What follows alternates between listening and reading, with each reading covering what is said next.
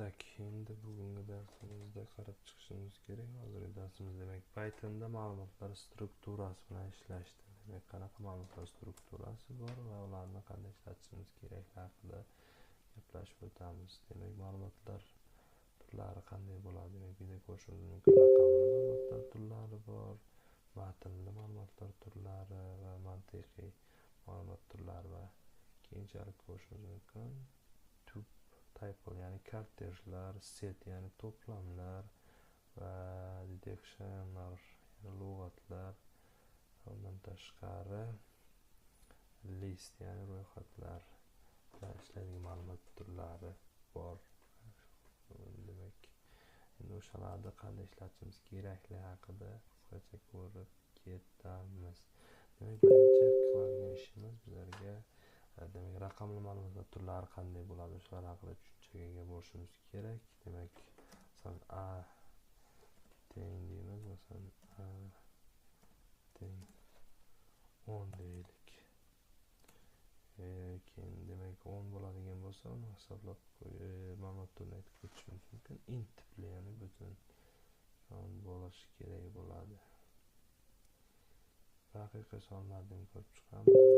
Masalan teng 3.14 bo'ladigan bo'lsa, demak float tipli bo'lishi kerak yoki kompleks sonlar haqida bilasizlar. Demak, kompleks sonlar qanday bo'lishi kerak? Demak, u haqida ham hozir aytib o'tilgan. 2 masalan plus j3 masalan j kompleks son hisoblanadi. Mana bunday qilib ko'radigan bo'lsak va demak keyin asta ko'rishimiz mumkin. Bularda har birini tipini qanday tipga egaligini masalan yozib chiqarib olishimiz mumkin bo'ladi. Masalan print type funksiyasi orqali masalan ularni qanaqa tipga mansubligini aniqlashimiz mumkin bo'ladi. Masalan type ochamiz. Bizlarga ani qanaqa tipligini bizlarga chiqarib ber.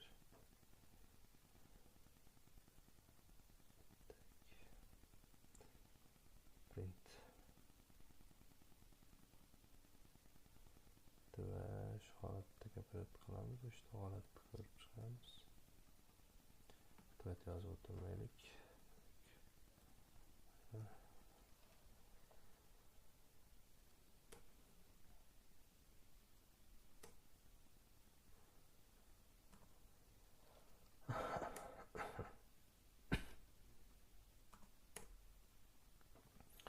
Demek bularda hozir ikkinchisiga b'ni chiqar, uchinchisiga esa ikkisini chiqar degan ma'lumot chiqaramiz. Demak, nimalar chiqarib beramizki, birinchisi demak a klassi int tipli, ikkinchisi 3.14 bo'ladigan float tipli, haqiqiy son va uchinchisi kompleks son deb hisoblab chiqarib beryapti bizga natijani. Endi undan tashqari biza ko'rishimiz kerak ma'lumotlarni string ma'lumot turlari, ya'ni str matnli ma'lumotlar ifodalash uchun ishlatiladigan ma'lumot turlarini ham qarab chiqishimiz kerak bo'ladi. Demak, pastdan davom etib ketaveramiz. Masalan s teng deymiz. Masalan salom Python, salom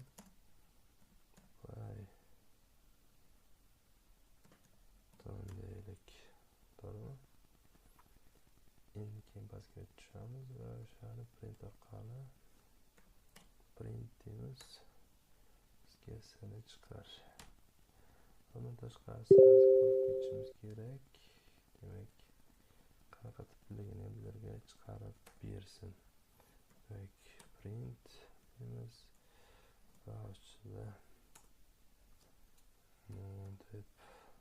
type foydalanamiz. Type funksiyasidan foydalanib, demak qaysi tipligi ekanligini hozir ko'rib chiqamiz.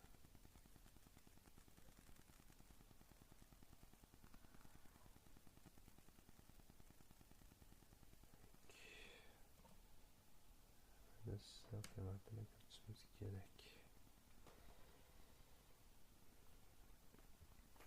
demak bizlar nima natija olamiz endi ishlatib ko'raylik. Bizlar tepadagi tiplar ko'rsatyapti va salom Python berilyapti va class deyapti str, ya'ni ma'lumot satr ko'rinishida degan bizlarga natijani qaytaryapti. Bundan tashqari keyin pastda ko'ramiz mantiqiy, ya'ni boolean, ya'ni boolean ma'lumot turi bor. U ikkita nima natijani o'ziga qabul qiladi. Demak, true, false, rost yoki yolg'on degan narsalarni qaytarib chiqarib berish kerak. Qolgan kommentariy qilamiz.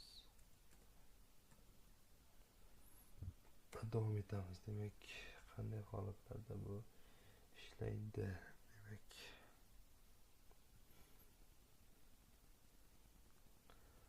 misol uchun x teng deymiz. True deylik, rost. Pastga tushamiz. Y teng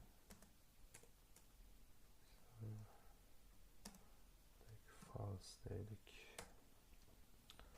Va pastdan print deymiz. Print o'ntini ko'rsatuvlarga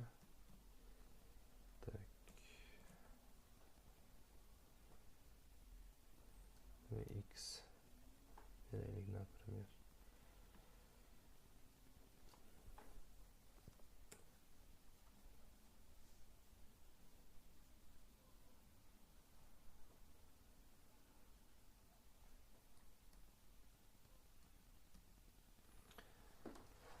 Demak, nima natija qaytaradi bizlarga? Ishlatib ko'ramiz. Demak, bu bizlarga qaytaryapti-ku, true false bo'lgandan keyin blue, ya'ni mantiqiy ma'lumot turi hisoblanadi bu yerda. Yoki mana bu yerda yana bir kerakli bo'lgan qanday ishlatish kerak ko'rib ketishimiz mumkin. Masalan, print deymiz. 5 6 katta 3 dan deylik. Bizlarga nima natija qaytarish mumkinligini bir ko'rib ketishimiz mumkin bo'ladi. Demak, bosamiz va ishlatib ko'ramiz. Aytyapti-ku, print bo'lyapti. 6 katta 3 dan, demak true, ya'ni rost qiymatda qaytaryapti bizga. Endi yana ishlatishimiz kerak bo'lgan jarayonlar va list, ya'ni ro'yxatlar bilan ishlash. Qanday ishlasak bo'ladi? Demak, bularni kommentariy qilib qo'yaylik. Izoh sifatida olib. Va list funksiya, list ro'yxatlarni qanday ishlatishni bizlar hozir ko'rib ketamiz. Masalan, yozamiz my list degan chiqaruvchilar list. Va unga qiymatlarni bizlar berib chiqamiz. Napример,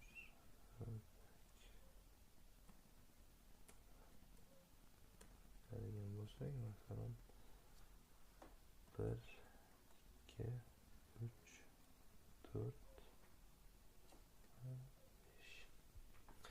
Endi aytamiz bizlarga, masalan listdan qaysidir 0-chi tartib raqamini bizlarga chiqarib ber. Demak, list bilamiz sanayotganda 0 dan boshlab sanaydi. Masalan, print deymiz.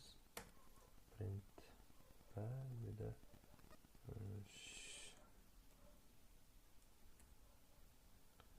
my listdan deymiz. My listning ichidan 0-chi tartib raqamini bizlarga chiqarib ber deymiz. Va ko'rishimiz mumkin, 0-chi raqam bo'lsa 0 dan boshlanadi, 1-birinchi turibdi. Xuddi shu holatda list ro'yxatlari haqida ham shunday ishlasak bo'ladi. Endi undan tashqari kortejlar bor, typo, ya'ni typo listga o'xshaydi, lekin uni o'zgartirib bo'lmaydi. Demak, buni ham bir ko'rib ketishimiz kerak bo'ladi.